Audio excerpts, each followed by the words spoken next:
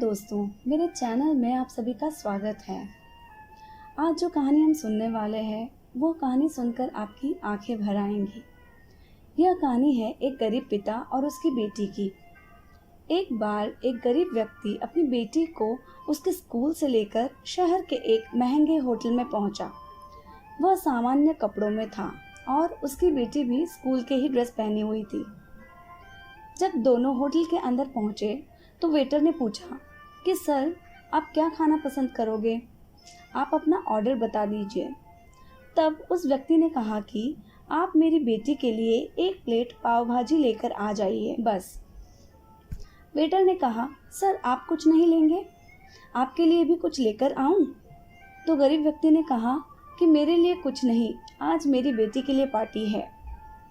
मैंने इससे वादा किया था कि अगर ये इस ज़िले में 10th क्लास में टॉप करेगी तो इसे मैं सबसे महंगे होटल में पार्टी दूंगा। तो इसलिए आप सिर्फ बच्ची के लिए ही पाव भाजी लेकर आइए। वेटर ये बात सुनते ही दौड़कर अपने मालिक के पास गया और बोला कि सर, आपसे एक छोटी सी रिक्वेस्ट है कि आप मेरी सैलरी में से पैसे काट ले लेना, लेकिन आज मैं चाहता हूँ कि इस बच्ची के साथ उसके पिता को भी एक प्लेट पाव भाजी खिलाया जाए, क्योंकि उस बच्ची ने पूरे ज़िले में 10th क्लास में टॉप किया है। वह गरीब पिता है, ज़्यादा पैसे नहीं होंगे, इसलिए कह रहा है सिर्फ अपनी बच्ची के लिए ही एक प्लेट लेकर आओ। होटल के मालिक ने जब ये बात सुनी तो मुस्कुराते हुए बोला, तुम उसके पिता के लिए भी पाव भाजी लेकर जाओ, पैसे मत लेना। 4-5 प्लेट पाव भाजी की भी पैक करवा कर ले जाओ। 2-3 किलो मिठाई भी लेकर जाओ और उनसे कहना कि ये पार्टी होटल की तरफ से है, आप ये मिठाई ले जाइए और जश्न मनाइए। जब वेटर 2 प्लेट पाव भाजी लेकर गया तो वह व्यक्ति चौंक गया और बोला, मैंने तो एक ही मंगाई थी, मेरे पास तो पैसे भी नहीं है। वेटर बोला, अरे सर, शर्मिंदा मत कीजिए, ये पार्टी होटल की तरफ से है। इतने में होटल के मालिक आए और कहा, आपकी बेटी हमारी बेटी जैसी है, उसने टॉप किया है, इसे जीवन में और ऊंचाई तक पहुंचना है। ये मिठाइयाँ लेकर जाइए और जश्न मनाइए। पिता और बेटी खुश हो गए और खुशी खुशी पाव भाजी खाकर चले गए। कई साल बीत गए।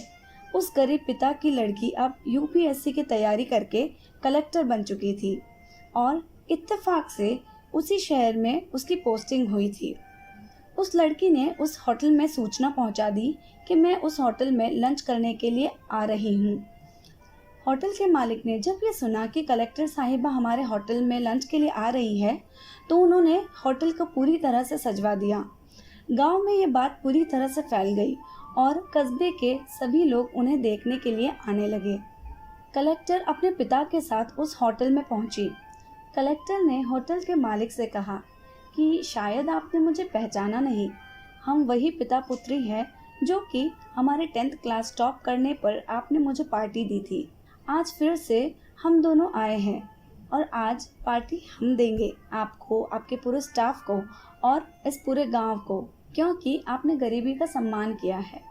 आपने उस दिन जो पार्टी दी थी मुझे बताया कि मुझे कितनी और ऊंचाई तक पहुंचना है, कितनी और बड़ी मंजिल को छूना है। आपने एक नई प्रेरणा दी थी और आज मैं उसी प्रेरणा का एहसान चुकाने के लिए यहाँ आई हूँ। वो मैडम ये सब कहती जा रही थी और उनके आंखों से आंसू नहीं रुक रहे थे। फिर सभी ने खुशी खुशी खाना खाया और इस घटना से सभी को बहुत अच्छी प्रेरणा भी मिली। तो दोस्तों, ये कहानी से हमें क्या सीख मिलती है? ये कहानी हमें सिखाती है कि कभी भी किसी गरीब का मजाक नहीं उड़ाना चाहिए।